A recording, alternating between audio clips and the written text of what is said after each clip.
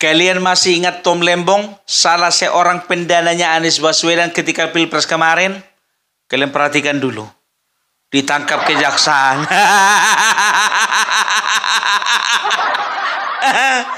Berita baru ini. Masih hangat. Ibaratkan telur baru keluar dari pantai ayam. Inilah berita ini biar tahu kalian. Ya. Jadi jangan nanti kalian tanya, Pung di mana Anies Baswedan? Pokoknya 2 minggu ini Anies Baswedan nggak mau keluar rumah. Iya, karena apa? Dia ingin berusaha untuk menghindari media sosial. Udah ketangkap pendananya. Sudah pasti nanti yang ditanyakan sama dia, Pak Anies, apa Pak Anies tidak tahu bahwasanya dana kampanye yang Bapak pakai itu adalah hasil uang haram? Kalian bilang selama ini Gibran Raka Buming Raka itu anak haram konstitusi. Ternyata uang kampanye kalian pun juga ternyata dari uang haram. Opung nggak boleh kayak gitu loh, Opung itu fitnah loh. Ini buktinya ketangkap orangnya. Ketangkap orangnya. Nggak mungkin untuk mendanai pencapresan siapa namanya Anies Baswedan itu dia mau jual emas istrinya, nggak mungkin. Atau dia mau gadai rumahnya itu nggak mungkin. Sebaik apa dia? Oh ternyata uang korupsi dipakai. Ya.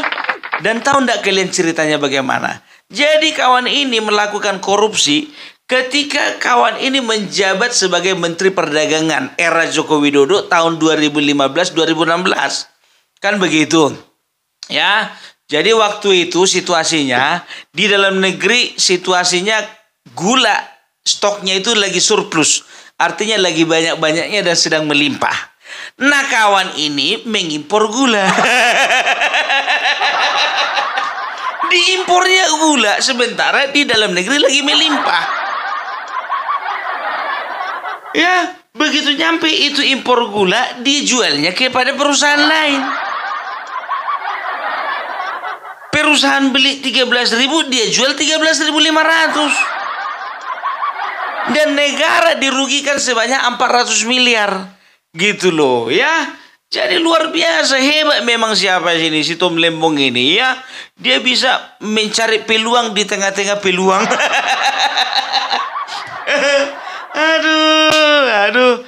Ya harusnya kan kalau gula lagi surplus, itu adalah peluang, harusnya peluang untuk ekspor, bukan impor. Menciptakan peluang di tengah-tengah peluang. Betul yang ku bilang itu kan, nggak salah aku kan? Itu dia. Jadi kemarin ini jujur aja ku bilang, ketika Pilpres Anies Baswedan kemarin ini kan salah satu bintangnya ini. Ya. Apa posisinya kemarin itu kalau nggak salah itu? Pokoknya orang ini kan pakai istilah-istilah timnas orang ini. Ya, pokoknya dia itu salah satu pendana utama lah, Anies Baswedan. Ya dia harus menjadi pendana utama karena Pak Anies nggak punya uang. Ya harus didanai. Dan aku bertanya-tanya kenapa lah mau habis-habisan ini membela si Anies. Rupanya berharap dia ketika Anies Baswedan jadi presiden yang pertama, ya. Kasus korupsinya tidak tercium. Kedua, dia akan melakukan korupsi yang lainnya lagi. Ya. Ketiga, ya, dia berusaha untuk menjadi menteri.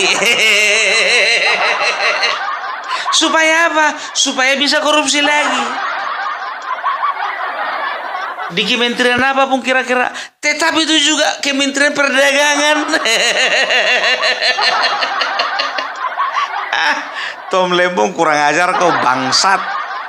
Kalau ku bilang bangsat ini memang manusia. Karena apa bilang ya? Karena situasi di dalam negeri ya gula lagi surplus, itu artinya apa? Harga sangat turun kan, berarti kalau biasa itu kalau stok banyak ya biasanya harganya turun, tapi kalau stok sedikit itu harganya biasanya mahal. Ini petani lagi susah-susahnya dia impor gula. Kali-kali dari mana itu Lembong? Jadi begini nih, aku bilang sama kalian ya, aku ndak yakin kasusnya ini cuma satu ini. Ya, kita akan lihat pasti sedang ya dia itu sedang mengerjakan dia itu pasti juga sudah melakukan perkara-perkara atau kasus-kasus lainnya yang tidak tercium. Yakin aku nggak cuma ini kasusnya, periksa lagi Pak. Itu dia ya. Jadi terkuak sudah ya. Kenapa kau itu terlalu ngotot membela si Anies? Ini sebentar lagi nih Anies diperiksa ini. Diperiksa, perhatikan kalian. Ya, jadi kalian masih ingat enggak ya? Bapak Prabowo salah satunya itu ya ingin menjadikan Indonesia negara ini negara yang bebas dari korupsi ya. Dan kemarin ini sudah terjawab ketika Bapak Prabowo memecat 3 orang menteri. Ya. Disitulah aku punya keyakinan kalau menteri saja sudah dipecat ditangkap, pasti akan ada ditangkap orang-orang lainnya. Ternyata Tom Lembong ditangkap. Ya. Jadi ku bilang sama kalian, para pembenci Jokowi, para pembenci Gibran, para pembenci Prabowo. Inilah presiden kami, ya, yang baru beberapa hari sudah bisa mengungkapkan beberapa kasus korupsi. Itu dia, ya. Jadi jangan kalian kira Bapak Prabowo kita ini tentara yang tahu cuman joget-joget doang. Enggak. Ku bilang sama kalian ya. Bapak Prabowo kemarin itu bikin mode gemoy-gemoy itu kemarin waktu Pilpres. Nah sekarang sudah menjabat dia jadi presiden, kembali ke mode awal. Apa itu? Nggak bisa main-main sama Bapak Prabowo. Itu mode awalnya. Ya, ingat itu. Ya, jadi jangan sempat dia dengar masalah-masalah yang merugikan negara ini. Dia pasti marah itu. Pasti marah. Gitu dia. Tom Lembong, aku mau nanya dulu samamu. Selain kau, pendananya si Anies Baswedan kemarin itu ada lagi nggak?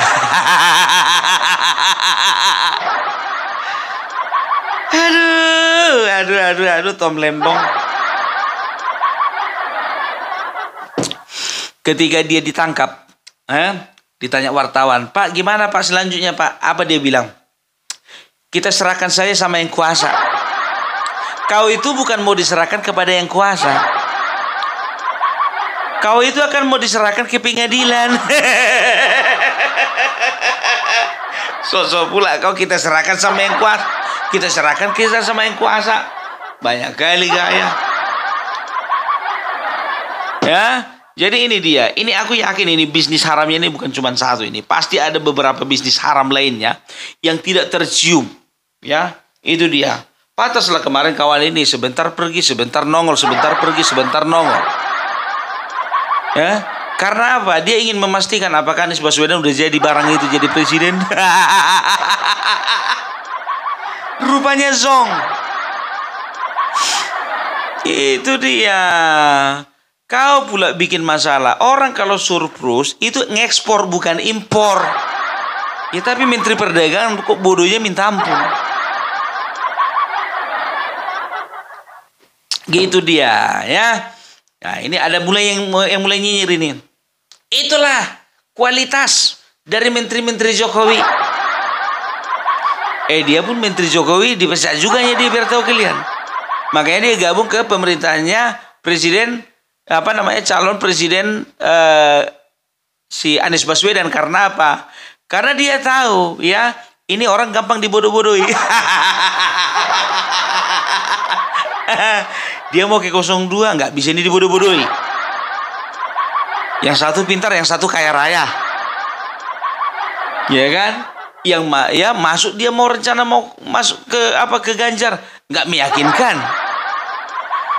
Ya udah akhirnya dia masuklah dia menjadi tim pemenangannya dari Anies Baswedan. Wah, luar biasa. Kalau aku di posisi Anies Baswedan, aku udah jantungan. Dan tahu enggak kalian, sebetulnya Malam sebelum ditangkap, itu orang ini dua ada telepon-teleponan. Udah telepon-teleponan biar tahu kalian. Teleponlah si Tom Lembong. Nis, sehat kau? Sehat bang. Abang gimana sana? Sehat bang? Sehatlah kau bilang sehat. Jantungan aku ini sekarang. Kenapa bang? Serangan jantung kau? Kayaknya kemarin itu ketahuan Nis. Yang mana itu bang? Yang ku bilang samamu kemarin aku mau ngimpor gula. Itulah kau udah kuingatkan dari kemarin. Orang kalau lagi surplus itu mengekspor bukan mengimpor. Jadi gimana sekarang? Gak tahu lah Nis. Kayaknya besok orang itu mau datang tangkap aku. Terus gimana rencana? Kalau udah ditangkap kau. Elok kali lah pertanyaanmu itu. Itu makanya aku mau cerita sama kau. Kira-kira apa-apa aja yang mau perlu dibawa ke dalam ruang tahanan. Kok sama aku kau tanya? Nggak pernah aku ditahan. Ya betul memang kau nggak pernah ditahan. Tapi gara-gara kau kan si Ahok ditahan kemarin. Paling nggak udah tahu lah kau gambarannya.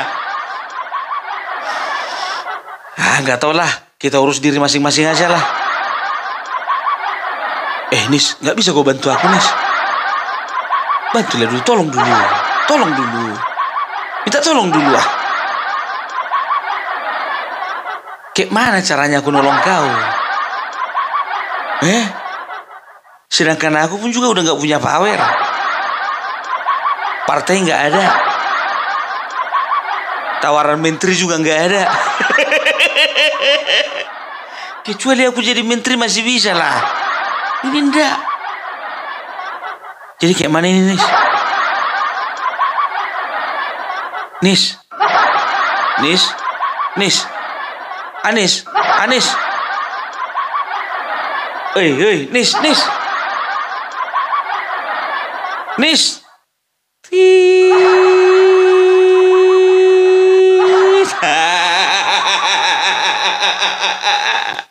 Dimatikan. Nggak mau dia dihantui ketakutan gara-gara kenalan sama si Tom Lembong. Kalau namanya Anies ya kamu mau dibilang lagi. Yang namanya calon ya kan. Ya dia engge-engge aja kan begitu. Mana mau tahu dia uang itu hasil dari mana. Itu dia ya. Jadi aku bilang sama kalian ya. Bapak Prabowo itu bukan tipikal pemimpin, presiden yang mencela-mencela enggak ya. Dia akan bisa memperhatikan gerak-gerik orang-orang yang ada di sekitar dia. Dan juga ya ketika dia melihat dan mendengar, menyaksikan sendiri bagaimana praktek-praktek korupsi tersebut dilakukan, maka dia sendiri yang akan memecat. Ya itu dia, optimis. Ya luar biasa untuk Bapak Prabowo. Ya jadi kita berharap untuk kedepannya Bapak Prabowo semakin hari semakin berani. Supaya terungkap semua kasus-kasus seperti ini. Oke? Salam Parbelak, salam NKRI harga mati.